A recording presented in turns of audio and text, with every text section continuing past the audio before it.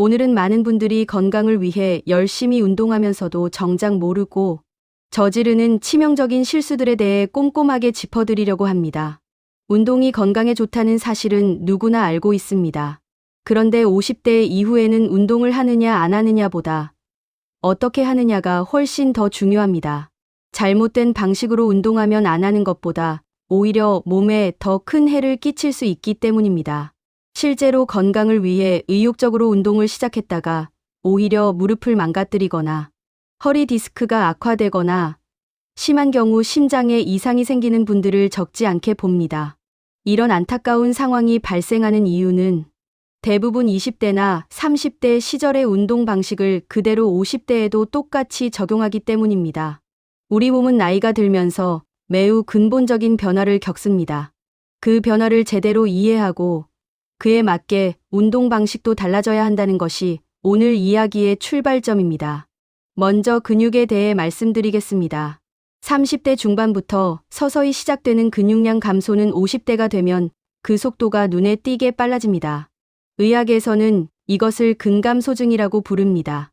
연구에 따르면 50대 이후에는 별다른 노력 없이는 매년 평균 약 1에서 2%의 근육이 자연적으로 사라진다고 합니다. 이것이 누적되면 60대, 70대가 됐을 때 젊을 때에 비해 근육량이 상당히 줄어있는 상태가 됩니다. 근육이 줄면 단순히 힘이 약해지는 것에서 그치지 않습니다. 기초대사량이 낮아지면서 살이 더 쉽게 찌는 체질이 되고 혈당 조절이 어려워지며 균형 감각도 떨어져 작은 충격에도 넘어지는 낙상 위험이 크게 높아집니다. 뼈의 밀도도 나이와 함께 줄어듭니다. 특히 여성의 경우 폐경 이후에 골밀도가 급격하게 감소하는데 이 시기에 적절한 운동과 영양관리를 하지 않으면 골다공증으로 이어지기 쉽습니다. 골다공증이 있는 상태에서는 가벼운 충격에도 골절이 생길 수 있습니다. 특히 척추나 엉덩이 관절의 골절은 노년의 삶의 질을 크게 떨어뜨리고 때로는 생명과도 직결되는 심각한 문제입니다. 관절을 완충해주는 연골도 나이가 들면서 점점 얇아집니다. 연골은 한번 닳으면 다시 재생되기가 매우 어렵습니다. 50대 이후에는 이미 연골의 두께가 줄어들기 시작한 분들이 많습니다. 이런 상태에서 관절에 지속적으로 강한 충격이나 과도한 압박을 주는 운동을 계속하면 연골이 더 빨리 닳게 되고 결국 퇴행성 관절염으로 진행됩니다. 한번 진행된 퇴행성 관절염은 완전히 되돌릴 수 없습니다. 그래서 관절 관리는 문제가 생기기 전에 미리 하는 것이 가장 중요합니다. 심폐 기능도 변합니다. 심폐 기능의 핵심 지표인 최대 산소 섭취량은 30대 이후부터 매년 약 1%씩 감소합니다. 50대가 되면 젊었을 때보다 이 수치가 15에서 20% 낮아진 상태입니다. 같은 강도의 운동을 해도 심장과 폐에 훨씬 더 큰 부담이 걸린다는 뜻입니다. 이 사실을 모르거나 무시한 채 20대처럼 강하게 몸을 밀어붙이면 심장에 과부하가 걸릴 수 있고 이것이 심각한 결과로 이어질 수 있습니다. 체온 조절 능력도 떨어집니다. 50대 이후에는 땀샘 기능이 약해지고 갈증을 느끼는 감각 자체가 둔해집니다. 이미 몸이 탈수 상태에 빠져 있어도 목마름을 느끼지 못하는 경우가 많아집니다. 그래서 여름철에 실외에서 또는 환기가 잘 안 되는 실내에서 운동할 때 탈수나 열사병의 위험이 더 높습니다. 신체 회복 속도도 현저히 느려집니다. 20대에는 하루 이틀이면 풀리던 근육통이 50대에는 3일에서 5일이 걸리기도 합니다. 이 차이를 무시하고 몸이 채 회복되기도 전에 다시 무리하게 운동하면 만성 손상으로 이어집니다. 그렇다면 50대 이후에는 운동량을 줄이고 쉬는 것이 정답일까요? 절대 그렇지 않습니다. 오히려 정반대입니다. 50대 이후일수록 운동은 선택이 아니라 필수입니다. 적절한 운동은 근감소증의 진행을 늦추고 뼈를 강하게 하며 심폐 기능을 유지시켜 줍니다. 혈당과 혈압을 조절하고 관절의 건강을 지키며 정신 건강과 인지 기능에도 긍정적인 영향을 미친다는 것이 여러 연구를 통해 확인되어 있습니다. 다만 몸의 변화를 인정하고 그에 맞는 방식으로 현명하게 해야 한다는 것입니다. 오늘은 50대 이후 절대 하면 안 되는 운동 실수들을 하나씩 꼼꼼하게 짚어드리겠습니다. 단순히 이것은 안 된다는 말만 드리는 것이 아니라 왜 그것이 문제가 되는지 원리부터 이해하실 수 있도록 설명해드리고 대신 어떻게 하면 좋은지도 함께 알려드리겠습니다. 끝까지 들으시면 오늘부터 운동 방식이 분명 달라지실 것입니다. 50대 이후 운동에서 가장 흔하게 발생하는 실수 중 하나가 바로 준비 운동을 건너뛰는 것입니다. 바쁜 일정 때문에 혹은 귀찮다는 이유로 또는 준비 운동이 그리 중요하지 않다는 생각으로 바로 본 운동에 돌입하는 분들이 생각보다 굉장히 많습니다. 그런데 50대 이후에는 이 습관이 매우 위험합니다. 우리 몸은 운동을 시작하기 전에 준비 상태로 전환되는 시간이 필요합니다. 안정 상태에 있던 심장이 운동에 필요한 혈류량을 공급하기 위해 박동수를 높이는 과정. 체온이 올라가면서 근육의 점성이 낮아져 수축과 이완이 부드러워지는 과정. 관절 주변의 활액이 충분히 분비되어 관절면을 매끄럽게 코팅하는 과정. 이 모든 것이 준비 운동을 통해 이루어집니다. 이 과정을 생략하고 차갑고 굳어있는 상태의 근육과 관절에 갑자기 강한 자극을 주면 어떻게 될까요? 근육 섬유가 찢어지는 근육 파열의 위험이 높아집니다. 관절을 지지하는 인대와 힘줄의 급격한 부하가 걸려 손상될 수 있습니다. 가장 심각하게는 준비되지 않은 심장에 갑자기 강한 부하를 주면 부정맥이 발생하거나 심한 경우 급성 심근경색으로 이어질 수 있습니다. 이것은 이론적인 이야기가 아닙니다. 실제로 갑자기 격렬한 운동을 시작하는 순간에 심혈관계 사고가 가장 많이 발생한다는 것이 여러 연구에서 일관되게 확인된 사실입니다.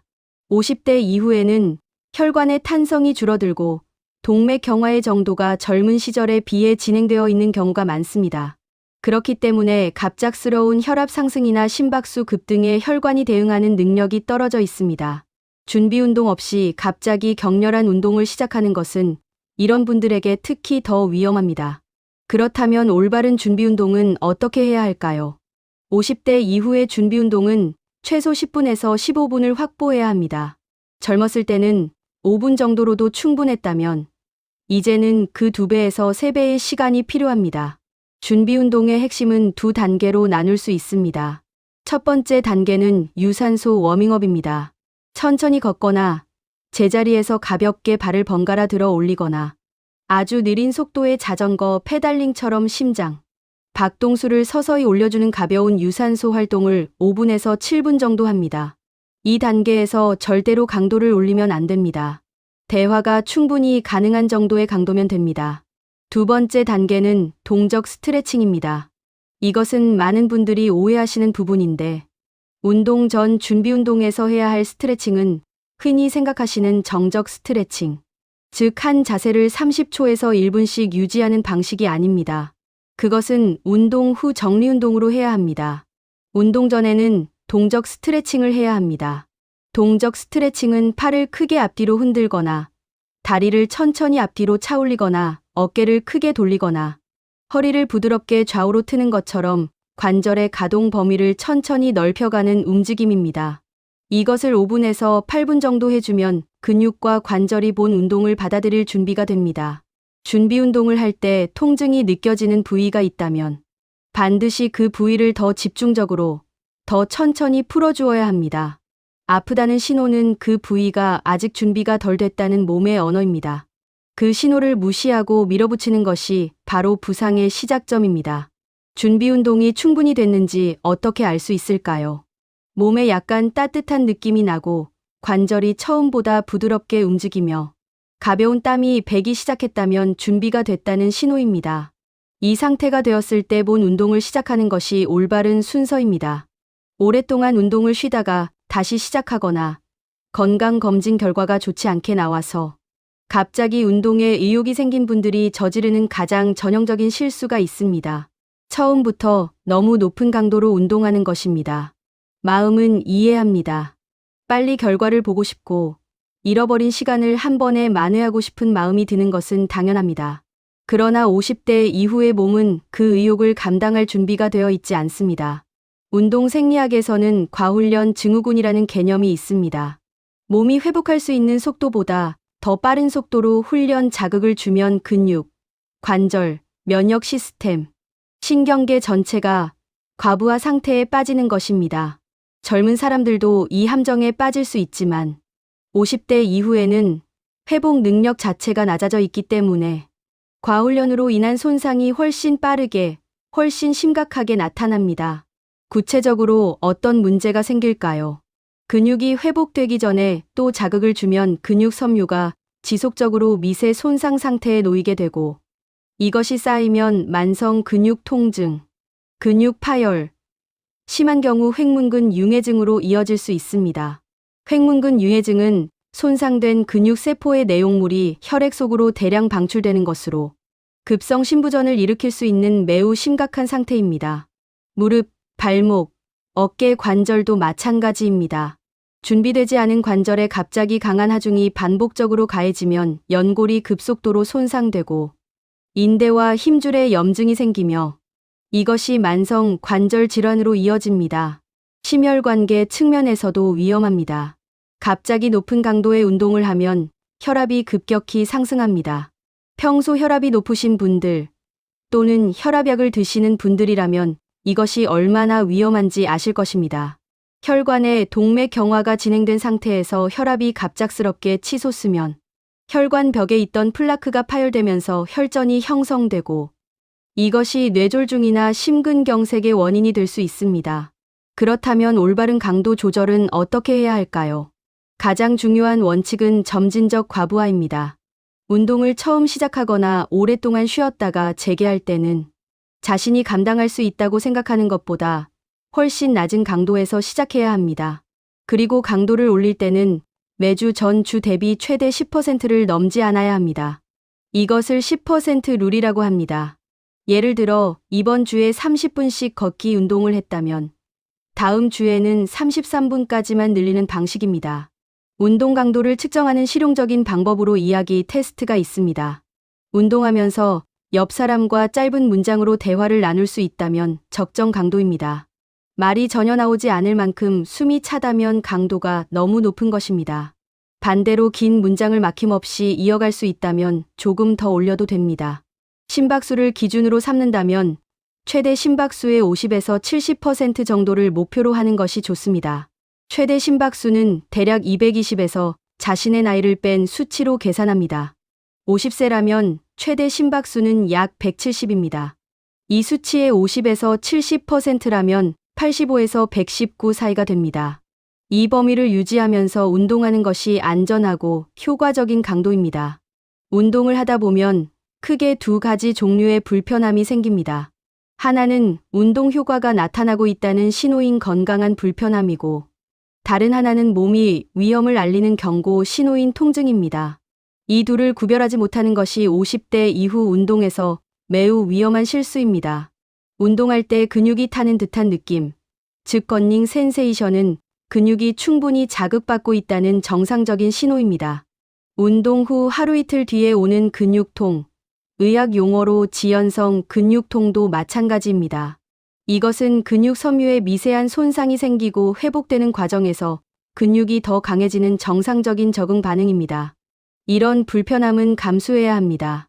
그런데 관절에서 날카롭게 찌르거나 타는 듯한 통증이 느껴진다면, 운동 중에 갑자기 어딘가에서 뚝 하는 소리와 함께 통증이 온다면, 한쪽 팔이나 다리에만 통증이 있거나 저리는 느낌이 온다면, 가슴이 조이거나 압박감이 느껴진다면, 어지럽거나 눈앞이 흐려진다면, 이것들은 절대로 무시해서는 안 되는 경고 신호입니다. 이런 신호가 나타나면 즉시 운동을 멈춰야 합니다. 많은 분들이 이런 통증을 느끼면서도 참고 계속하거나 나이 드니까 원래 이런 거겠지 하고 넘기는 경우가 있습니다. 이것이 가장 위험한 태도입니다. 몸의 통증은 이유 없이 생기지 않습니다. 반드시 원인이 있고 그 원인을 빨리 찾아서 해결할수록 더 심각한 손상을 막을 수 있습니다. 특히 주의해야 할 것은 무릎 통증입니다. 운동 중이나 운동 후에 무릎 안쪽, 바깥쪽 또는 무릎 앞쪽 슬개골 주변에 통증이 생긴다면 이미 연골이나 인대 또는 힘줄에 손상이 시작됐을 가능성이 높습니다. 이 상태에서 계속 운동하면 손상이 급격히 심해지고 결국 수술이 필요한 상황으로까지 이어질 수 있습니다. 무릎 통증이 생기면 즉시 해당 운동을 중단하고 정형외과 전문의의 진찰을 받아야 합니다. 허리 통증도 마찬가지입니다. 운동 중 허리에서 통증이 발생하고 특히 그 통증이 엉덩이나 다리 쪽으로 퍼져나가는 방사통의 양상을 보인다면 추간판, 즉 디스크에 문제가 생겼을 가능성이 있습니다. 이 경우에도 즉시 운동을 멈추고 전문의를 찾아야 합니다.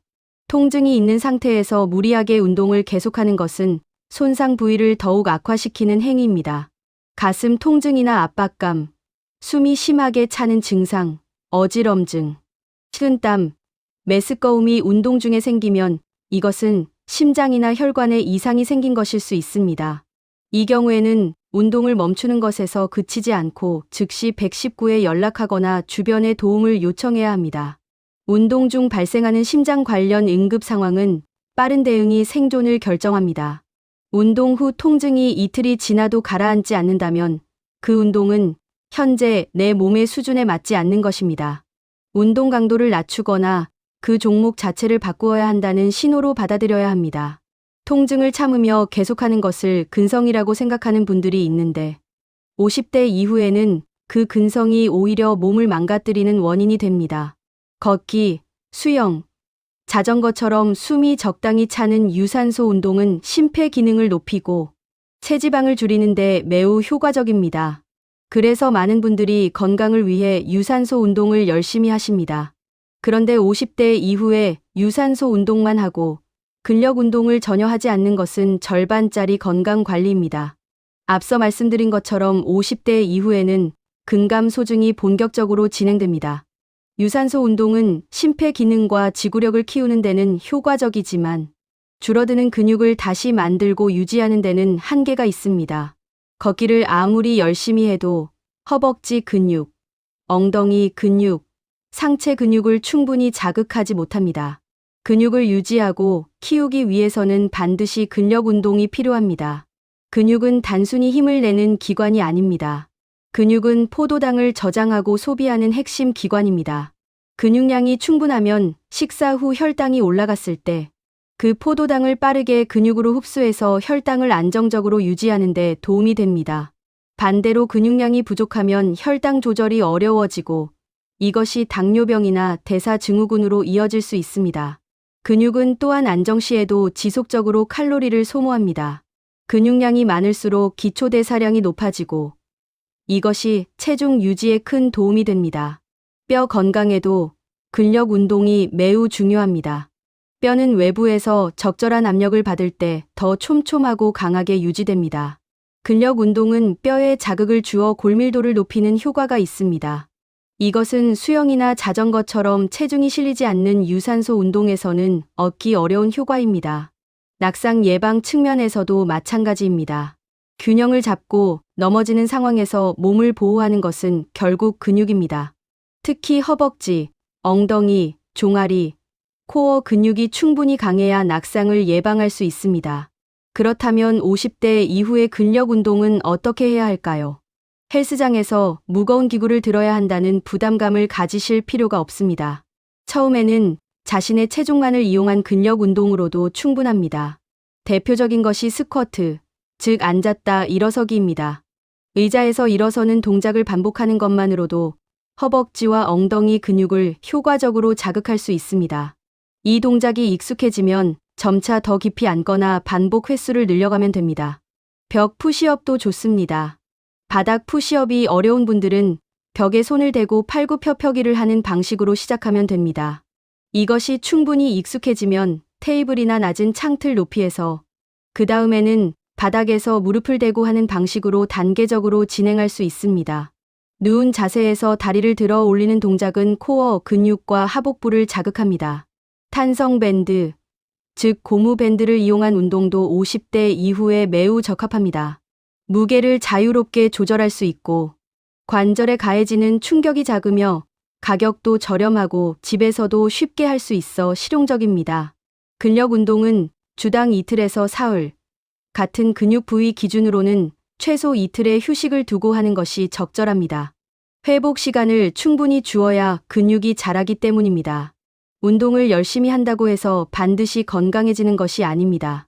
잘못된 자세로 하는 운동은 효과가 없을 뿐 아니라 오히려 몸을 망가뜨리는 지름길이 됩니다. 특히 50대 이후에는 인미 척추, 무릎, 어깨 등 주요 관절에 어느 정도 퇴행성 변화가 시작된 상태인 분들이 많기 때문에 잘못된 자세가 가져오는 결과가 훨씬 더 치명적일 수 있습니다. 가장 흔한 자세 실수 중 하나가 스쿼트를 할 때 무릎이 발끝보다 앞으로 나가는 것입니다. 이 자세에서는 무릎 관절 앞쪽에 과도한 압력이 집중됩니다. 특히 슬개골과 그 아래 힘줄, 그리고 무릎 연골에 엄청난 부담이 가해집니다. 50대 이후 무릎 연골이 이미 얇아진 상태에서 이 자세를 반복하면 연골 손상이 빠르게 진행됩니다. 스쿼트를 할 때는 무릎이 발끝과 같은 방향을 향하되 앞으로 나가지 않도록 엉덩이를 뒤로 빼면서 앉는 느낌으로 해야 합니다. 허리를 둥글게 구부린 채로 무거운 것을 들거나 앞으로 숙이는 동작을 하는 것도 매우 위험한 자세 실수입니다. 허리가 둥글게 굽은 상태, 즉 척추가 굴곡된 상태에서 하중이 실리면 척추 사이에 있는 추간판에 엄청난 압력이 집중됩니다. 이 압력이 반복되면 추간판이 밀려나오는 디스크 탈출증이 발생할 수 있습니다.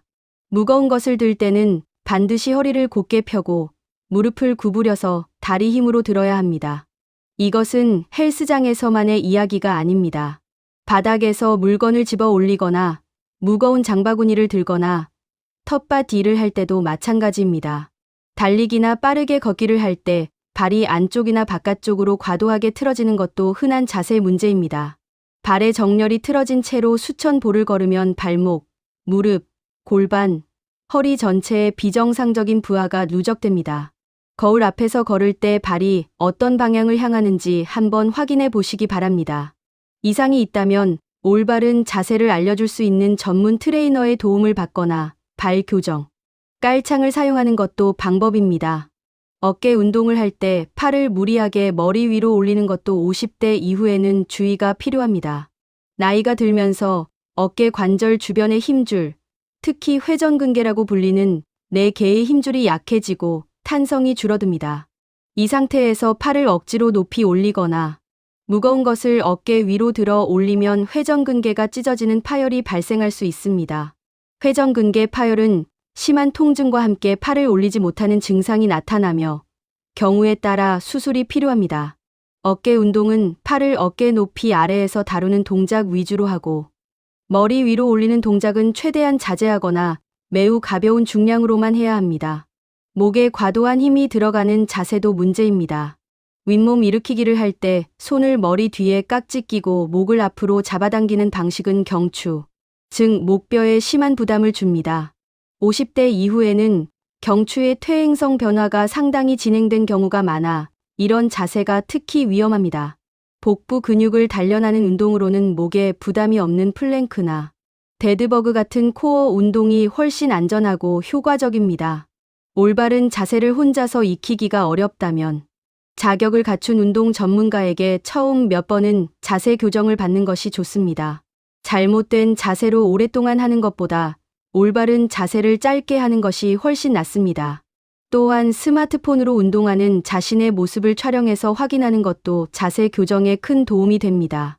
준비 운동만큼이나 중요하지만 훨씬 더 많이 무시되는 것이 바로 정리 운동과 스트레칭입니다.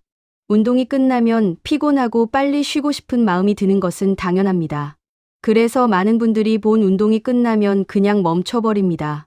그런데 이 습관이 50대 이후에는 여러 가지 문제를 일으킵니다. 격렬한 운동을 갑자기 멈추면 어떤 일이 생길까요? 운동 중에는 심장이 빠르게 뛰면서 다리 근육에 많은 혈액을 공급합니다. 이때 다리 근육은 수축과 이완을 반복하면서 혈액을 심장 쪽으로 밀어 올리는 펌프 역할을 합니다. 그런데 갑자기 운동을 멈추면 다리 근육의 펌프 작용이 사라지면서 혈액이 하체에 고이게 됩니다. 심장으로 돌아오는 혈액량이 갑자기 줄면 뇌로 가는 혈액도 줄어들고 이것이 어지럼증이나 실신으로 이어질 수 있습니다. 50대 이후 특히 혈압 관련 약물을 드시는 분들에게는 이 위험이 더욱 큽니다. 정리운동은 심장 박동수와 혈압을 서서히 안정 수준으로 되돌리는 과정입니다. 본 운동 강도를 점차 낮추면서 5분에서 10분 정도 가볍게 걷거나 제자리에서 천천히 움직이는 것이 정리운동입니다. 이것만으로도 운동 후 어지럼증과 심혈관계 이상 반응의 위험을 크게 줄일 수 있습니다. 정리운동 후에는 정적 스트레칭을 해야 합니다. 운동 직후에는 근육이 충분히 따뜻하게 데워진 상태이기 때문에 이때가 스트레칭 효과가 가장 좋습니다. 각 자세를 30초에서 60초 정도 유지하면서 근육을 부드럽게 늘려줍니다. 억지로 늘리거나 통증이 생길 정도로 당기면 안 됩니다. 약간 당기는 느낌이 나는 정도에서 멈추고 그 상태를 유지하면 됩니다. 운동 후 스트레칭이 중요한 이유가 여러 가지 있습니다. 첫 번째는 유연성 유지입니다. 나이가 들수록 근육과 힘줄의 탄성이 줄어들고 관절의 가동 범위가 좁아집니다.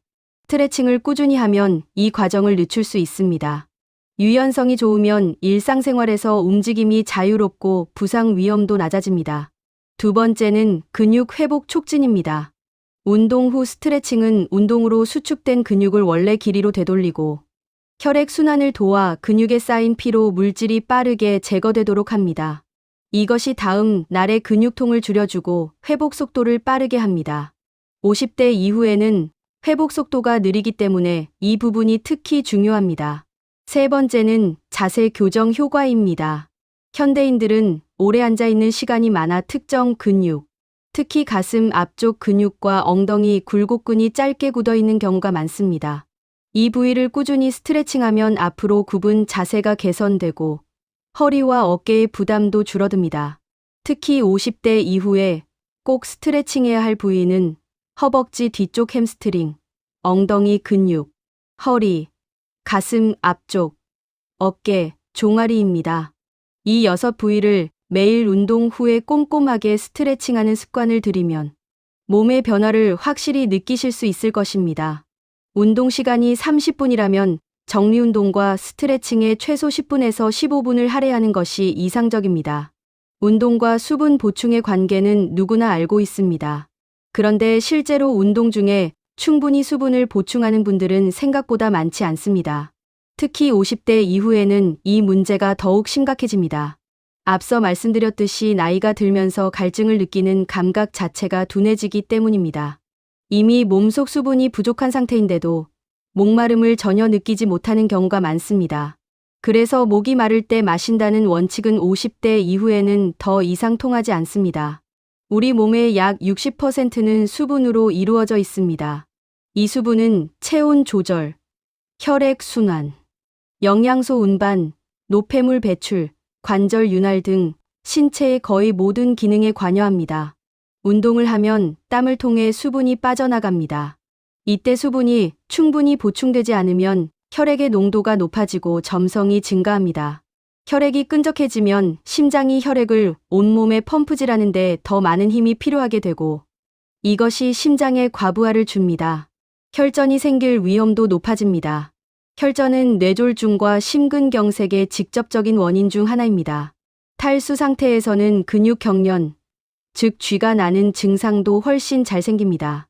수분과 함께 빠져나가는 전해질, 특히 나트륨과 칼륨, 마그네슘의 부족이 근육의 정상적인 수축과 이완을 방해하기 때문입니다. 50대 이후에 운동 중 갑자기 종아리나 허벅지에 극심한 경련이 오는 것을 경험하신 분들이 많을 것입니다. 이것이 바로 탈수와 전해질 불균형의 대표적인 증상입니다. 신장 기능에도 영향을 미칩니다.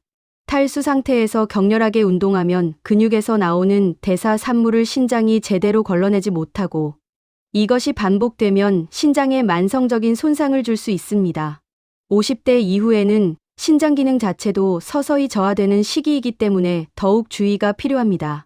그렇다면 올바른 수분 보충은 어떻게 해야 할까요? 먼저 운동을 시작하기 전에 이미 충분한 수분이 몸에 있어야 합니다.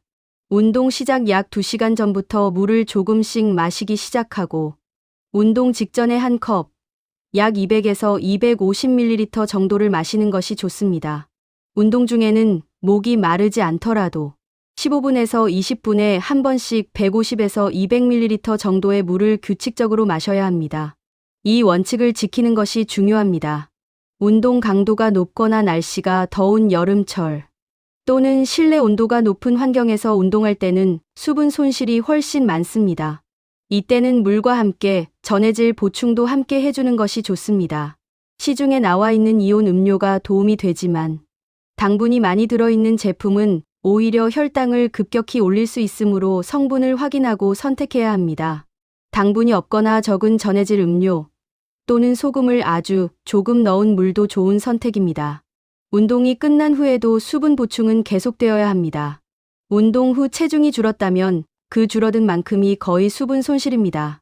운동 전후 체중을 비교해보면 자신이 얼마나 많은 수분을 잃었는지 파악할 수 있습니다. 소변 색깔도 중요한 수분 상태의 지표입니다. 소변색이 맑은 노란색이면 수분이 충분한 상태이고 짙은 노란색이나 갈색에 가깝다면 수분이 심각하게 부족한 상태입니다. 카페인이 들어있는 커피나 차를 운동 전에 마시면 이뇨 작용으로 오히려 수분을 더 빼앗길 수 있습니다. 운동 전에는 가능하면 카페인 음료보다 물을 선택하시는 것이 좋습니다. 알코올도 마찬가지입니다. 전날 저녁에 술을 드셨다면 다음 날 아침 운동 전에 이미 탈수 상태일 수 있으니 충분히 물을 마시고 운동을 시작해야 합니다. 운동에 의욕이 넘치는 분들이 자주 저지르는 실수가 있습니다. 쉬는 날 없이 매일 운동하는 것입니다.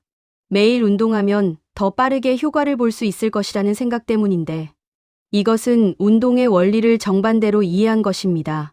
근력 운동을 예로 들어 설명하겠습니다. 근력 운동을 하면 근육 섬유에 미세한 손상이 생깁니다. 이 손상이 회복되는 과정에서 근육 섬유가 더 굵고 강하게 재생됩니다. 이것이 바로 근육이 성장하는 원리입니다. 그런데 이 회복 과정에는 반드시 시간이 필요합니다. 회복이 완료되기 전에 똑같은 부위를 자극하면 손상 위에 손상이 쌓이는 것입니다. 이것이 반복되면 근육은 강해지는 것이 아니라 오히려 약해지고 만성 손상 상태에 놓이게 됩니다. 50대 이후에는 이 회복 시간이 젊었을 때에 비해 현저히 길어집니다. 20대에는 48시간이면 충분했던 회복이 50대에는 72시간, 즉 사흘이 필요한 경우도 많습니다. 이 사실을 무시하고 젊었을 때의 운동 패턴을 그대로 유지하는 것이 문제입니다. 성장 호르몬의 분비도 나이와 함께 줄어들기 때문에 근육 단백질 합성 속도 자체가 느려집니다. 50대 이후에는 같은 자극을 주어도 근육이 성장하는 속도가 더 느리고 따라서 더 긴 회복 시간이 필요합니다. 관절과 힘줄도 마찬가지입니다. 연골과 힘줄은 혈액 공급이 근육보다 적어서 회복이 더 느립니다. 매일 같은 관절에 반복적인 충격과 압박을 주면 연골이 닳는 속도가 회복되는 속도보다 빨라지게 됩니다.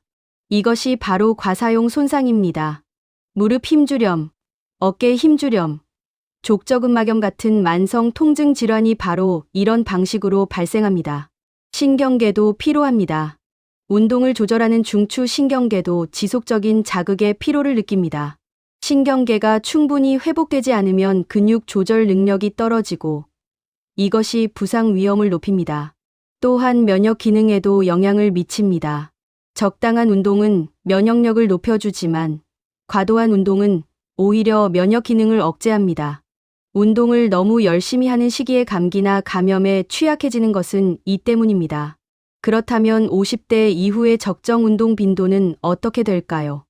유산소 운동은 주당 사흘에서 닷새 정도가 적당합니다. 단, 매번 고강도로 할 필요는 없습니다. 고강도 유산소 운동은 주당 이틀을 넘기지 않고 나머지는 중등도 강도로 하는 것이 좋습니다. 근력 운동은 같은 근육 부위를 기준으로 주당 이틀에서 사흘이 적당하며 운동과 운동 사이에 최소 하루에서 이틀의 휴식을 두어야 합니다. 완전한 휴식이라도 가만히 누워만 있는 것이 최선은 아닙니다. 가벼운 산책이나 스트레칭처럼 몸에 부담이 거의 없는 활동적 회복을 하는 것이 혈액순환을 도와 오히려 회복에 더 도움이 됩니다. 충분한 수면도 회복의 핵심입니다. 성장 호르몬은 깊은 수면 중에 가장 많이 분비됩니다. 운동 효과를 최대화하려면 운동만큼이나 수면의 질도 중요합니다. 운동은 건강을 만드는 자극입니다. 그런데 그 자극에 반응해서 실제로 몸이 회복되고 강해지는 과정은 운동하는 시간이 아니라 운동이 끝난 후에 이루어집니다. 이 회복과 성장의 과정에 반드시 필요한 것이 바로 적절한 영양 보충입니다.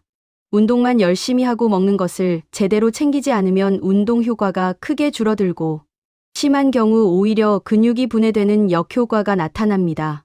가장 중요한 영양소는 단백질입니다. 단백질은 근육을 구성하는 핵심 원료입니다. 운동으로 손상된 근육 섬유가 회복되고 성장하기 위해서는 충분한 단백질이 공급되어야 합니다. 그런데 50대 이후에는 단백질을 소화하고 흡수하는 능력이 떨어지고 흡수된 단백질로 근육을 합성하는 효율도 낮아집니다. 이것을 근육 단백질 합성 저항이라고 합니다. 쉽게 말하면 젊었을 때와 똑같은 양의 단백질을 섭취해도 근육으로 전환되는 양이 줄어든다는 것입니다. 그렇기 때문에 50대 이후에는 젊었을 때보다 더 많은 단백질을 의식적으로 섭취해야 합니다. 세계보건기구에서 권장하는 일반 성인의 단백질 섭취량은 체중 1kg당 약 0.8g입니다. 그러나 운동을 하는 50대 이후 성인에게는 체중 1kg당 1.2에서 1.6g 정도가 권장됩니다. 체중이 65kg이라면 하루에 약 78에서 104g의 단백질이 필요하다는 뜻입니다. 이 양을 한 번에 먹으려 하지 말고 새끼 식사에 골고루 분산해서 섭취하는 것이 흡수율을 높이는 데 좋습니다. 단백질이 풍부한 식품으로는 닭가슴살, 생선, 두부, 달걀, 콩류, 저지방 유제품 등이 있습니다.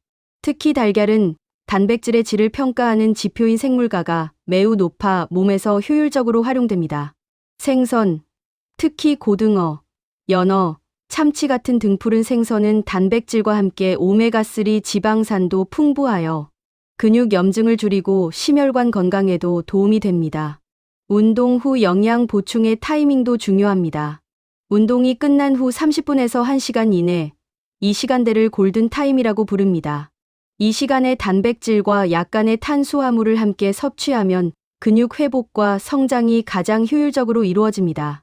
탄수화물은 인슐린 분비를 자극하여 단백질이 근육 세포 안으로 더 잘 흡수되도록 돕는 역할을 합니다. 운동 후에 바나나 반개와 삶은 달걀 2개 또는 두유 한 잔과 통밀빵 한 조각 정도의 조합이 좋은 예입니다. 칼슘과 비타민 D도 50대 이후 운동하는 분들에게 특히 중요합니다. 칼슘은 뼈의 주요 구성 성분이고 비타민 D는 칼슘이 장에서 흡수되도록 돕는 역할을 합니다. 비타민 D가 부족하면 칼슘을 아무리 많이 먹어도 뼈에 제대로 쌓이지 않습니다. 50대 이후에는 햇빛을 통한 비타민 D 합성 능력도 떨어지기 때문에 의도적으로 햇빛을 쬐거나 비타민 D 보충제를 고려해 볼 수 있습니다. 다만 보충제 복용 전에는 반드시 혈액 검사를 통해 현재 비타민 D 수치를 확인하고 전문의와 상담하는 것이 좋습니다. 마그네슘은 근육의 이완과 수축, 에너지 대사, 수면의 질에 관여하는 미네랄입니다. 마그네슘이 부족하면 근육 경련이 잦아지고 피로 회복이 느려집니다. 견과류, 통곡물, 짙은 녹색 채소에 마그네슘이 풍부합니다. 운동을 하면서 다이어트를 목적으로 식사량을 크게 줄이는 분들이 있습니다. 그런데 50대 이후에 운동과 동시에 심한 식이 제한을 하면 근육 손실이 가속화될 수 있습니다. 체중 감량이 목표라면 급격한 식이 제한보다는 식품의 질을 높이고 가공식품과 당분을 줄이는 방향으로 접근하는 것이 훨씬 현명합니다. 50대 이후에는 고혈압, 당뇨병, 고지혈증, 심장질환, 관절질환, 골다공증 등 만성질환을 하나 이상 가지고 있는 분들이 많습니다. 그런데 이런 기저질환이 있음에도 불구하고 의사와 상담 없이 자의적으로 운동 종목과 강도를 결정하는 것이 매우 위험한 실수입니다. 고혈압이 있는 분들의 경우를 먼저 살펴보겠습니다. 적절한 운동은 혈압을 낮추는 데 도움이 됩니다. 그러나 혈압이 충분히 조절되지 않은 상태에서 고강도 운동을 하면 운동 중 혈압이 위험한 수준까지 올라갈 수 있습니다. 특히 무거운 무게를 드는 근력 운동이나 숨을 참으면서 힘을 쓰는 발살바, 호흡법을 쓰는 운동은 혈압을 순간적으로 매우 높게 올립니다. 고혈압 환자에게는 이런 운동이 뇌출혈이나 대동맥 박리 같은 심각한 혈관 사고의 위험을 높일 수 있습니다. 고혈압이 있다면 반드시 담당 의사에게 어떤 종류의 운동을 어느 정도 강도로 하는 것이 안전한지 확인하고 시작해야 합니다. 당뇨병이 있는 분들은 운동이 혈당을 떨어뜨린다는 사실을 알고 계실 것입니다. 이것은 좋은 효과이지만 동시에 저혈당의 위험도 있습니다. 특히 인슐린이나 혈당 강화제를 복용 중인 분들은 운동 중 또는 운동 후에 혈당이 너무 낮아지는 저혈당 쇼크가 올 수 있습니다. 저혈당 증상으로는 식은땀, 어지럼증, 손떨림, 심한 공복감, 의식 혼탁 등이 있습니다.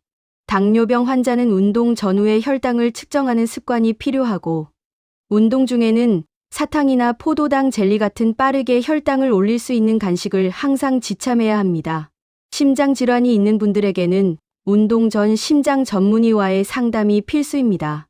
관상동맥 질환, 심부전, 부정맥 등이 있는 경우 안전하게 할 수 있는 운동의 종류와 강도가 일반인과 다릅니다. 경우에 따라서는 운동 부하 검사, 즉 트레드밀 검사를 통해 운동 중 심장이 어떻게 반응하는지를 먼저 확인하는 것이 권장됩니다. 이 검사를 통해 자신에게 안전한 최대 심박수 범위를 정확하게 파악하고 그 범위 안에서 운동해야 합니다. 골다공증이 있는 분들은 넘어지거나 충격을 받았을 때 골절 위험이 매우 높습니다. 그렇다고 운동을 피해야 하는 것은 아닙니다. 골다공증 환자에게는 오히려 뼈에 적절한 자극을 주는 체중 부하 운동이 골밀도를 높이는 데 도움이 됩니다. 그러나 넘어질 위험이 있는 운동, 충격이 강한 운동, 허리를 심하게 구부리는 동작은 피해야 합니다. 척추 골다공증이 있는 분들에게는 윗몸 일으키기나 허리를 앞으로 깊게 숙이는 동작이 척추 압박 골절을 일으킬 수 있으므로 반드시 피해야 합니다. 퇴행성 관절염이 있는 분들은 관절에 충격을 주는 운동을 피하고 수영이나 수중 에어로빅처럼 물속에서 하는 운동이나 자전거처럼 관절에 체중이 실리지 않는 운동을 선택하는 것이 현명합니다. 운동 전에 담당 전문의와 상담하여 현재 관절 상태에 맞는 운동을 처방받는 것이 가장 좋습니다.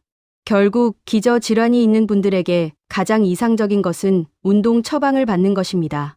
운동 처방은 개인의 건강 상태, 체력 수준, 기저질환, 복용 중인 약물 등을 종합적으로 고려하여 가장 안전하고 효과적인 운동 방법을 설계해 주는 것입니다.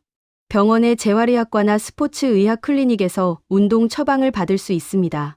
특정 운동을 좋아하게 되면 그것만 계속하게 되는 경향이 있습니다.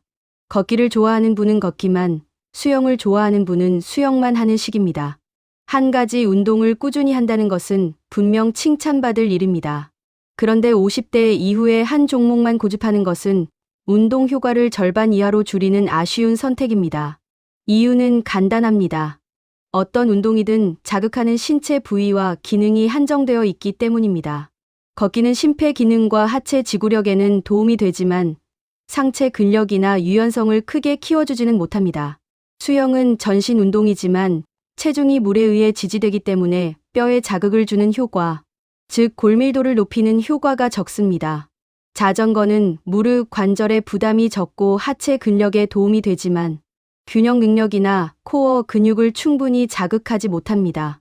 반면 여러 종류의 운동을 균형 있게 조합하면 이런 한계를 서로 보완할 수 있습니다. 심폐 기능을 위한 유산소 운동, 근육량을 유지하기 위한 근력 운동, 관절 가동 범위와 부상, 예방을 위한 유연성 운동, 낙상을 예방하는 균형 운동. 이 네 가지 요소를 골고루 포함하는 것이 50대 이후의 이상적인 운동 구성입니다. 균형 운동은 특히 50대 이후에 매우 중요하지만 많은 분들이 놓치고 있는 부분입니다. 나이가 들면서 평형 감각을 담당하는 전정 기관의 기능과 고유 감각, 즉 내 몸의 위치와 움직임을 느끼는 감각이 둔해집니다. 이것이 낙상 위험을 높이는 주요 원인 중 하나입니다. 우리나라에서 65세 이상 어르신의 낙상은 단순한 사고가 아니라 심각한 골절과 장기 입원, 그리고 사망으로까지 이어지는 주요 사망 원인 중 하나입니다. 균형 운동으로는 한 발로 서기, 눈을 감고, 균형 잡기, 발 뒤꿈치에서 발끝으로 체중을 이동하는 걷기, 태극권, 요가 등이 효과적입니다. 한 발로 서기는 처음에는 한쪽에 10초씩만 해도 충분합니다. 이것이 쉬워지면 20초, 30초로 늘려가고 더 익숙해지면 눈을 감고 해보는 방식으로 점진적으로 난이도를 높일 수 있습니다. 같은 운동을 반복하면 몸이 그 자극에 적응하여 효과가 점점 줄어드는 적응 현상도 생깁니다.